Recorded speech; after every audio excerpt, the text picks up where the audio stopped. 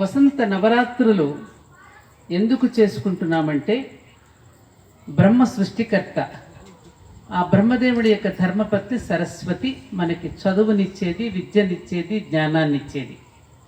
అటువంటి బ్రహ్మ సరస్వతులకి ఈ 9 రోజులు కూడా నవరాత్రి ఉత్సవాలు మనం జరుపుకుంటూ, అలాగే రాముడి యొక్క చరిత్రను కూడా మనం గానం చేసుకుంటూ శ్రీరామ నవమి నాడు మనం కళ్యాణం చేసుకోవడం మనకి సంప్రదాయం. ఇది ఉత్తర హిందుస్థాన్లో అయితే బ్రహ్మాండంగా ఎక్కడ చూసినా రామలీల ఉత్సవాలు చేసుకుంటూ ఆ రామాయణం యొక్క గానాన్ని, రామాయణం యొక్క కథలను వింటూ మన జీవితాన్ని మళ్ళీ తిరిగి బాగుపరుచుకోవడానికి, ఎవరైనా దంపతులు విడిపోయారనుకోండి, ఈ గాథను వింటే విడిపోయిన దంపతులు మళ్ళీ కలుసుకుంటారు.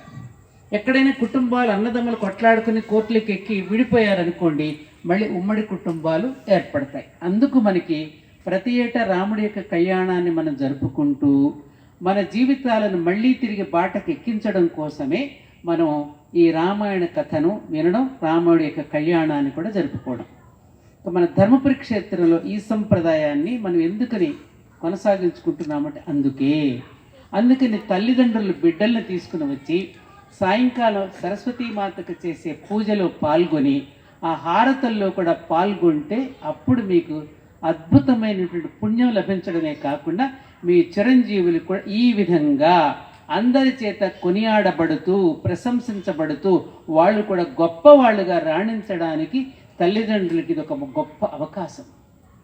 అందుకని ఆ సెల్ ఫోన్లు కాసేపు ఇంట్లో పెట్టేసి దాని నుంచి నేర్చుకోవలసిన విషయాలు పెద్దగా ఏమీ లేవు కాబట్టి, అన్ని దరిద్రపైనటువంటివే మనకి సోషల్ మీడియాలో వస్తున్నాయి కాబట్టి కావలసిన మంచినే తీసుకుని కలుపు మొక్కలన్నీ ఏరి పారేసి ఇటువంటి ప్రదేశానికి కనుక వచ్చినట్టయితే చూడండి, ఒక్కసారి మీరు ఆకాశం వైపుకి, ఈ స్వచ్ఛమైనటువంటి గాలి, అక్కడ గోవు నుంచి వచ్చేటువంటి ఆక్సిజన్, ఇటు తులసి నుంచి వచ్చేటువంటి ఆక్సిజన్, ఇంత ఆక్సిజన్ను మనం ఆస్వాదిస్తూ ఉంటే మనకు రోగాలు ఎందుకు వస్తాయండి? ఎక్కడో 20 కిలోమీటర్ల దూరం నుండి నేను ఎందుకు పడి వస్తున్నాను ఇక్కడికి?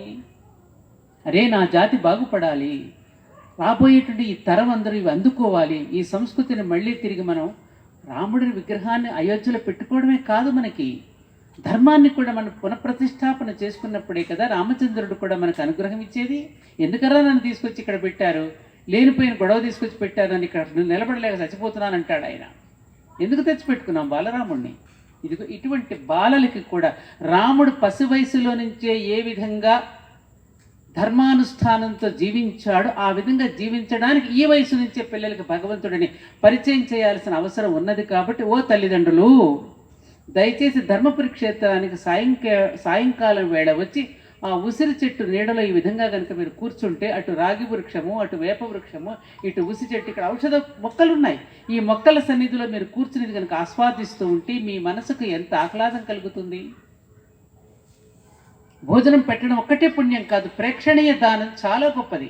ప్రేక్షకులకు ఆ విధుల మానసిక ఆనందాన్ని కలిగించడం అనేది అంతకంటే గొప్ప దానం అది. మరి ఆ చిరంజీవులు ఇక్కడ ఏమి ఆశించి వచ్చారో, ఆ తల్లి ఏమి ఆశించి తీసుకొచ్చింది బిడ్డల్ని. దయచేసి ఇవన్నీ కూడా మీరు అర్థం చేసుకోండి. ఎక్కడో ఎందుకు, ఈ క్షేత్రంలో ఎవరైతే అమ్మ పాదాల చెంత నివసిస్తున్నారో వాళ్ళు వచ్చి కూర్చున్న 30 కుర్చీలు నిండుతాయి కదండి. నిండుతాయా లేదా? ఆ పిల్లల్ని కనీసం ప్రోత్సహించాలా లేదా? ఆశీర్వదించాలా లేదా?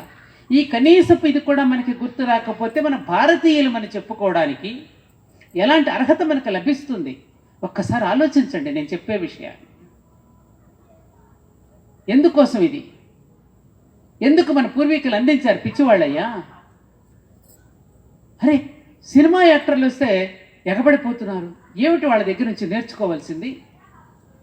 ఏమిటి వాళ్ళు రంగులు పూసుకుంటారు, కోట్ల డబ్బులు సంపాదిస్తారు. ఎవడో చెప్పిన డైలాగు, ఎవడో ఇచ్చిన బట్టలు, ఎవడో చెప్పిన మాటలను వల్లవేస్తున్నాడు తప్ప అతని సొంత తెలివితేటలు ఉన్నాయి అందులో. హీరోస్, రాముడు హీరో, కృష్ణుడు hero, Alluri Sitaramaraju hero, Lal Bahadur Shastriji hero, Bhagat Singh hero. ఆ హీరోలను మర్చిపోయి ఈ హీరోలు వెంట పడుతున్నాం మనం. ఏది హీరోయిజం అంటే? ఏది? దేన్ననాలి? దయచేసి ఎప్పటికైనా మనం మేలుకోకపోతే రాబోయే తరాల వాళ్ళు ఇదిగో ఇటువంటి చిరంజీవులు, తప్పు మాది కాదు, మా పెద్దవాళ్ళు మాకు చరిత్రలు చెప్పలేదు. నిన్న ఉగాది పండుగ రోజు నాకు కూడా చాలా కోపం వచ్చింది. పెద్దవాళ్ళ ఇళ్ళకెళ్ళి పిల్లలు నాన్నమ్మని వెళ్ళి చూద్దాం, అమ్మమ్మని వెళ్ళి చూద్దాం, వాళ్ళ ఆశీస్సులు తీసుకుందాం అని కూడా అనుకోనటువంటి పిల్లల్ని చూశాను. అదేమంటే క్రికెట్ మ్యాచ్ చూస్తున్నాం. క్రికెట్ మ్యాచ్ వాడు ఆడుతున్నాడు, నిన్ను పిచ్చివాడిని చేస్తున్నాడు. చేతనైతే నువ్వు ఆడు, అది గొప్పతనం. కానీ ఆడేవాడిని చూస్తూ కూర్చుంటావా నువ్వు?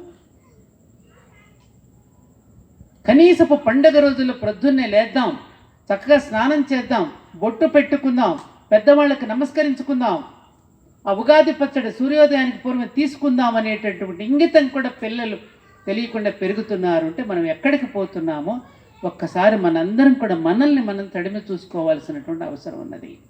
డబ్బులు డబ్బులు డబ్బులు పరిగెత్తుతున్నారు. ఎందుకో నాకు అర్థం కావడంలా. ఏం చేసుకుంటాం? ఈ డబ్బు పట్టుకెళ్తామా? ఆవేశంతో మాట్లాడటంలా, నేను ఆవేదనతో మాట్లాడుతున్నా. ఆవేదనతో నేను మాట్లాడుతున్నా. ఇదేదో సత్యవాణి గారు వస్తారు, ఆవిడ కార్యక్రమాన్ని ఆవిడ చేసుకుని పోతారన్నట్టుగా ఉండకండి. ఇది మన కార్యక్రమం, ఇది మన తక్షణ కర్తవ్యం. తినిపోవడానికి రాలే ఈ భూమి మీదకి మనం. తినిపోవడానికి వచ్చిన వాళ్ళందరూ పొట్ట పోసుకోవడానికి వచ్చారండి. ఉదరపోషణ కోసం కాలగర్భంలో కలిసిపోతాయి జీవితాలన్నీ. మనకంటూ ఒక పాత్ర ఉన్నది, మనకంటూ ఒక పాత్రత ఉన్నది ఈ భూమి మీద. దానిని పోషించడానికి వచ్చాం. అలాంటి పోషిస్తూ రావడానికి వచ్చిన వాళ్ళకి కనీసం మనం దోహదపడితేనైనా మన జీవితాలు ధన్యం అవుతాయి. నేను మాట్లాడిన మాటలు ఏమాత్రమన్నా ఒక పొరపాటు ఉన్నది అని మీరు చేతులెత్తి నాకు చెప్తే నేను సరి చేసుకుంటా. ఉందా?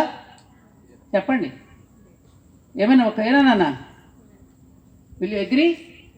కరెక్టే కదా నాన్న? కాబట్టి మీరు రేపు పెరిగి పెద్దవాళ్ళే, ఉద్యోగాలు చేయండి, చదువుకోండి, కానీ భారతీయతను వదలవద్దు. మీరుగానే జీవించండి. ఏ దేశమేగినా ఎందుకు కాలిడినా పొగడరా నీ తల్లి భూమి భారతని అని ఆనాడు